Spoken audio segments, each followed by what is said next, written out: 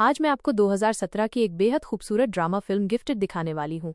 अगर आपने ये फिल्म नहीं देखी है तो थोड़े स्पॉइलर मिल सकते हैं, इसलिए सावधानी से देखना। कहानी की शुरुआत होती है फ्रैंक एडलर से, जो अपनी छोटी सी भतीजी मैरी से कहता है, चलो बेटा, स्कूल के लिए तैयार हो जाओ। मैरी थोड़ी चुप और हिचकिचाती हुई कहती है, पर मेरा एक आंख वाला फ्रेड बिल्ली, उसे कौन देखेगा। फ्रैंक मुस्कुराता है, जैसे पहले से उसके बहानों की आदत हो। फ्रेड ठीक रहेगा, उसे पता है तुम स्कूल जा रही हो।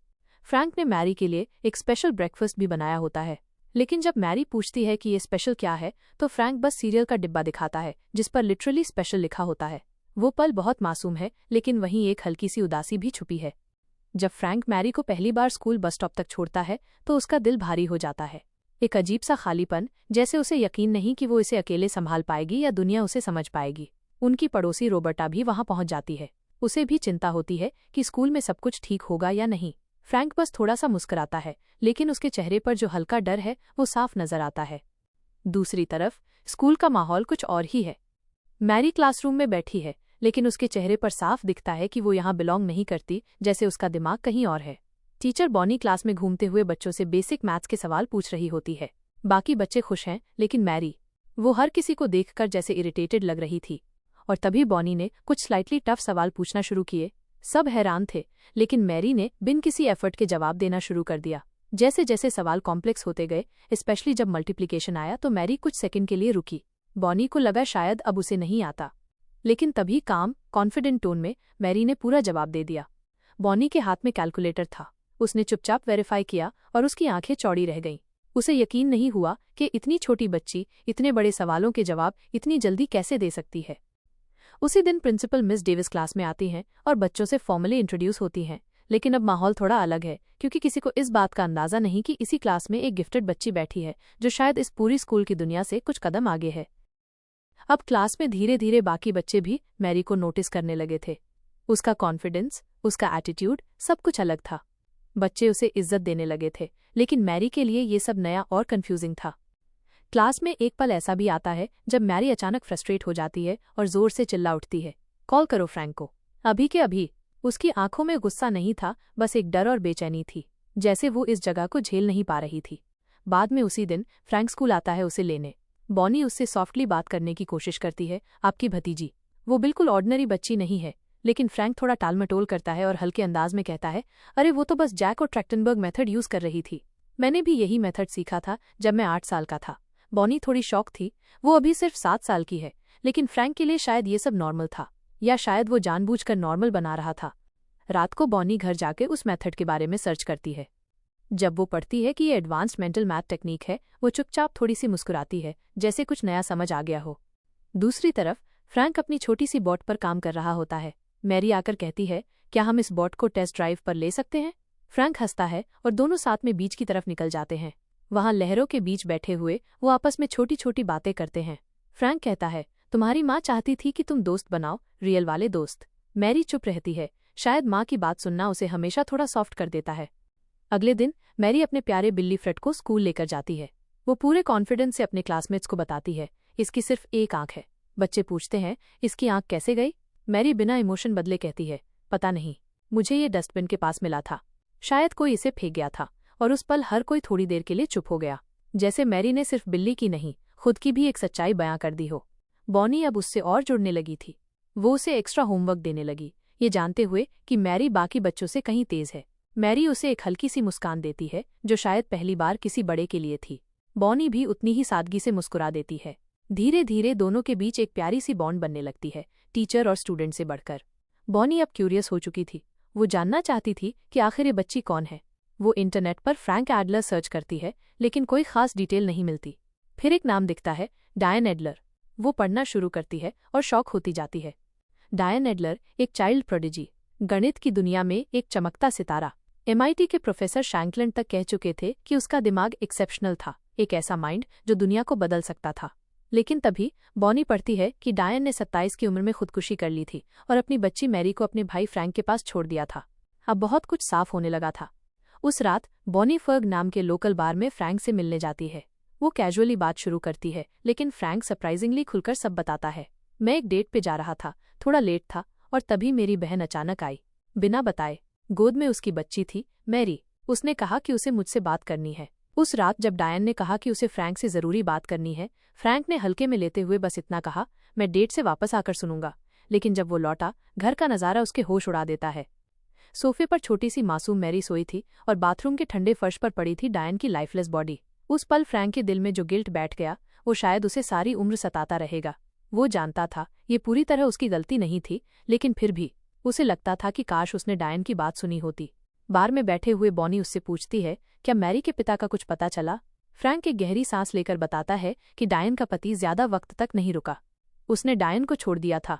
फ्रैंक की माँ यानी मैरी की दादी एवलिन के बारे में बात करते हुए उसका चेहरा सख्त हो जाता है। वो एक स्ट्रिक्ट और कड़क महिला है, प्योर ब्रिटिश स्टाइल, और मैरी के लिए वो बिल्कुल सही नहीं। दूसरी तरफ स्कूल में मैरी की बस का सीन दिखाया जाता है। बच्चे अपने प्रोजेक्ट्स लेकर चढ़ रहे हैं। एक छोटा बच्चा नर्वस है कि उसका प्रोजेक्ट अच्छा नहीं है। तभी एक 12 साल का बुली उसे तंग करता है और उसका प्रोजेक्ट तोड़ देता है। बच्चे हंसने लगते हैं जैसे किसी का दिल टूटना फनी हो। लेकिन तभी मैरी सामने आती है, उसकी आंखों में गुस्सा और इंसाफ की चमक दोनों। रुको! वो सीधे उस बुली के चेहरे पर किताब दे मारती है और सब सन्न रह जाते हैं। बाद में फ्रैंक स्कूल पहुंचता है। जैसे ही वो उस बुली के पास से गुजरता है, उसकी नाक से खून बह रहा होता है। फ्रैंक तुरंत मैरी को ढूंढता है और कंफर्म करता है कि वो सेफ है। प्रिंसिपल डेविस सख्त अंदाज में कहती है, वॉयलेंस गलत है मिस्टर एडलर। फ्रैंक कहता है, मैं समझा दूंगा, लेकिन ऑनेस्टली मुझे उस पर थोड़ा प्राउड भी है। प्रिंसिपल आगे कहती है, मैं चाहती हूँ कि Mary Oaks Academy for Gifted Education में पढ़े, जहाँ उसे उसकी इंटेलिजेंस के हिसाब से पढ़ाया जाएगा। फ्रैंक पैसों की बात उठाता है तो प्रिंसिपल फौरन कहती हैं, हम उसे पूरी स्कॉलरशिप देंगे। लेकिन फ्रैंक का मन नहीं था। वो साफ करता है कि वो चाहता है कि मैरी एक आम बच्ची की तरह रहे और नॉर्मल स्कूल जाए। उसे अपनी माँ की तरह आइसोलेटेड जीनियस नहीं बनाना चाहता था। बॉनी सॉफ्टली पूछती है, क्या तुम इस फैसले को लेकर श्योर हो? फ्रैंक थककर कहता है, मुझे खुद नहीं पता। स्कूल में मैरी अपनी गलती का एहसास करती है। वो क्लास में जाकर सबके सामने माफी मांगती है और अपने क्लासमेट जस्टिन की तारीफ करती है। जस्टिन का जू प्रोजेक्ट सबसे बेस्ट था। फ्रैंक और मैरी जब घर पहुंचते हैं तो देखता है कि दरवाजे पर एवलिन खड़ी है, अपनी यूजुअल कोल्ड स्माइल के साथ। उसके हाथ में एक शानदार लैपटॉप और एडवांस्ड किताबें होती हैं। एवलिन चाहती थी कि मैरी कुछ एक्स्ट्राऑर्डिनरी बने, जैसे डायन थी। मैरी किताब बीजगणित देखकर अनइंटरेस्टेड तरीके से बताती है, मैं ये पहले ही पढ़ चुकी हूँ, अब मैं डिफरेंशियल इक्वेशंस पढ़ रही हूँ। फ्रैंक उसे देखता है और कहता है, एवलिन को थैंक यू कहो। लेकिन एवलिन को उनके रहन सहन से प्रॉब्लम होती है। उसकी नज़रों में उनके घर की हर चीज़ गलत थी। लंच पर एवलिन फ्रैंक को साफ कह देती है, मैरी को इस माहौल में रखना उसकी जिंदगी बर्बाद करने जैसा है। मैं उसे एक बेटर लाइफ दे सकती हूँ। वो ये भी धमकी देती है कि जरूरत पड़ी तो अथॉरिटीज को इन्वॉल्व किया जाएगा। फ्रैंक शांत लेकिन फर्म आवाज में जवाब देता है, डायन कभी नहीं चाहती थी कि तुम्हारे हाथ में मैरी की कस्टडी जाए। लेकिन कहानी में तनाव बढ़ता जाता है जब एवलिन खुद मैरी को फोन करती है, एक मीठी आवाज में, जैसे उसके दिल में ममता हो लेकिन आंखों में कोई और मकसद छुपा हो। जब एवलिन ने आखिरकार कहा कि अब ये मामला कोर्ट तक जाएगा, तो जैसे फ्रैंक और मैरी दोनों के दिलों पर बोझ और बढ़ गया। वो सच्चाई जिससे वो भागते रहे अब उनके सामने खड़ी थी। फिर एक दिन मैरी और फ्रैंक समुद्र किनारे बैठे थे। लहरें शांत थीं, लेकिन उनके अंदर कुछ बेचैन था। मैरी ने पूछा, भगवान सच में होते हैं? फ्रैंक कुछ देर चुप रहा, फिर धीरे से बोला, मैं नहीं जानता। मेरी अपनी राय है जो शायद सही ना हो, लेकिन मैं तुम्हारा विश्वास तोड़ने वाला कोई नहीं हूँ। मैरी मुस्कुराकर रोबर्टा का नाम लेती है। फ्रैंक कहता है, हाँ, रोबर्टा को भगवान पर यकीन है और उसे तुमसे बहुत प्यार है। मुझे भी। मैं बस जानता हूँ कि आखिर में हम सब साथ होंगे। यही सबसे जरूरी बात है। वो बातें तब और पक्की हो जाती हैं जब रोबर्टा खुलकर फ्रैंक का साथ देने अदालत तक पहुंचती है। वो कोर्ट में साफ साफ खड़ी होती है, उस बच्ची के लिए जिससे उसका खून का रिश्ता नहीं, लेकिन दिल का रिश्ता सबसे गहरा है। वहीं कोर्ट में ये भी साफ हो जाता है कि एवलिन मैरी को मैसाचुसेट्स ले जाने की तैयारी कर चुकी है। फ्रैंक की आंखों में डर है। उसे लगता है जैसे उसकी बहन की आखिरी निशानी अब उससे भी दूर जा रही है। उसे सिर्फ एक ही चीज चाहिए थी कि मैरी उसके साथ रहे, आम सी जिंदगी जिए और खुश रहे। एक रात फ्रैंक रोबर्टा से कहता है, क्या तुम आज रात मैरी का ख्याल रख सकती हो?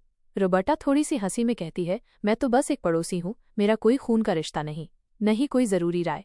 लेकिन हाँ, मैं उसे बेहद चाहती हूँ। मैरी उस रात रोबर्टा के घर रहती है। दोनों मिलकर गाने गाते हैं, हंसते हैं और एक प्यारी सी रात जीते हैं जहाँ कोई टेंशन नहीं, सिर्फ वार्मथ और बिलोंगिंगनेस है। उधर फ्रैंक और बॉनी एक बार में मिलते हैं। बॉनी धीरे से सफाई देती है, मैंने प्रिंसिपल डेविस को कोई जानकारी नहीं दी थी। फ्रैंक कुछ रिलैक्स्ड होता है। दोनों धीरे धीरे ड्रिंक के साथ क्लोज आते हैं। वो बातें करते हैं, हंसते हैं और फिर एक साथ रात बिताते हैं। अगले दिन मैरी अपने घर में डीवीडी ढूंढ रही होती है, तभी वो देखती है कि बॉनी फ्रैंक के कमरे से चुपके से बाहर निकल रही है। वो हंसती है जैसे कुछ सीक्रेट पकड़ लिया हो, लेकिन जब ये सब फ्रैंक को पता चलता है वो इरिटेट हो जाता है। क्या मुझे अपनी लाइफ के लिए एक पल भी नहीं मिल सकता? बॉनी को बुरा लगता है और वो क्वाइटली चली जाती है।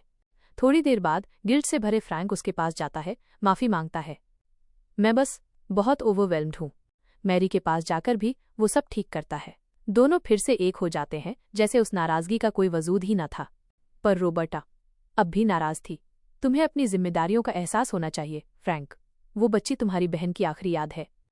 उसी वक्त फ्रैंक बाहर मेल चेक करता है और देखता है मैरी अब 2 दिन के लिए अपनी दादी एवलिन के साथ बोस्टन जा रही है।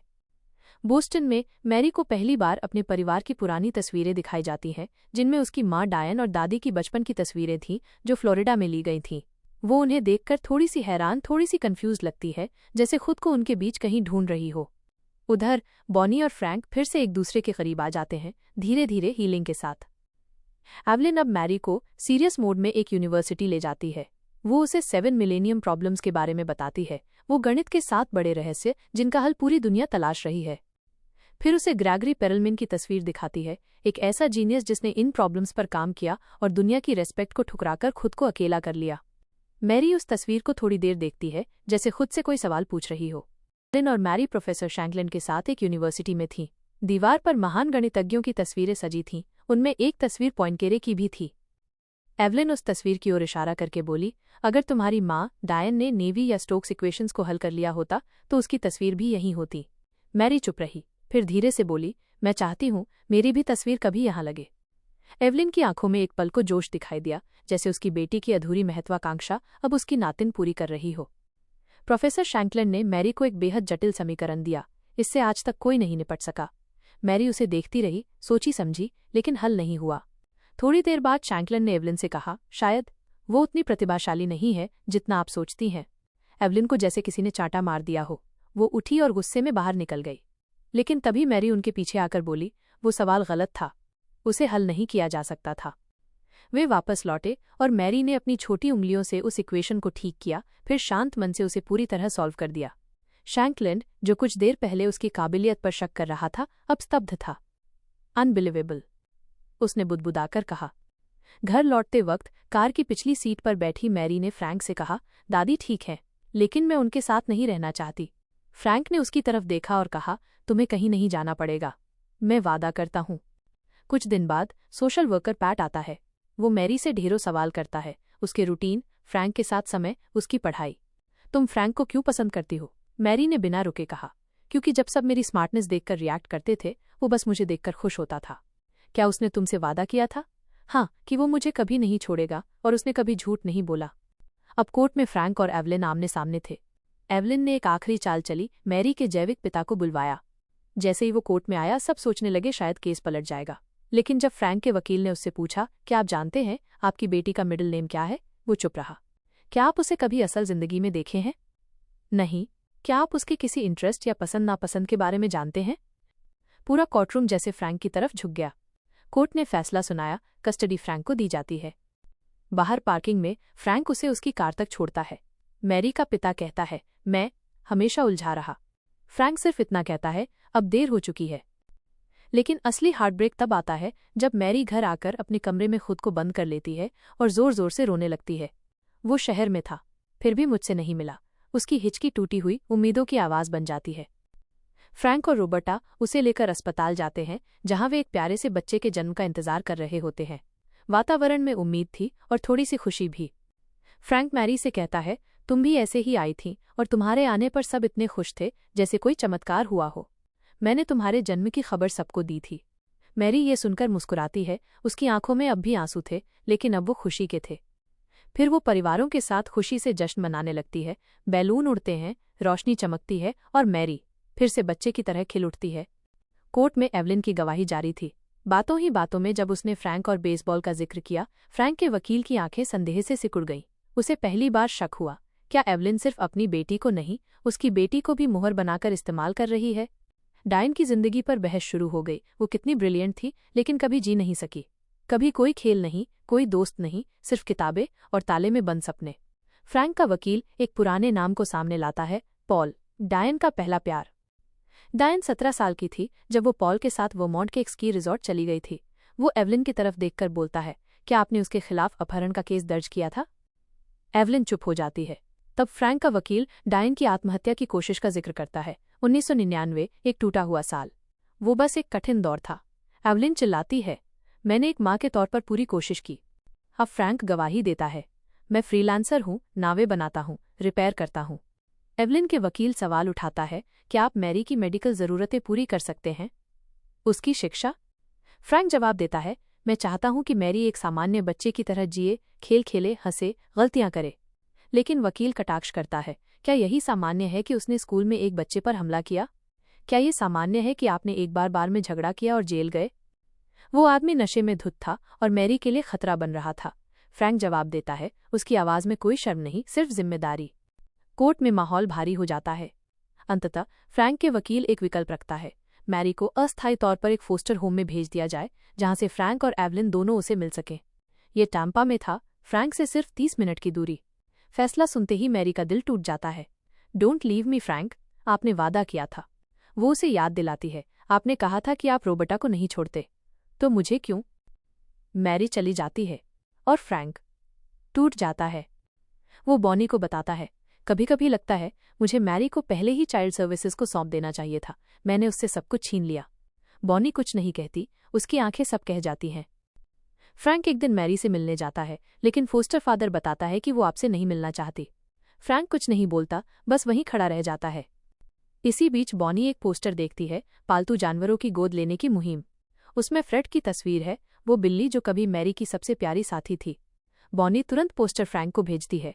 फ्रैंक डर से भागते हुए एनिमल सर्विसेज पहुंचता है।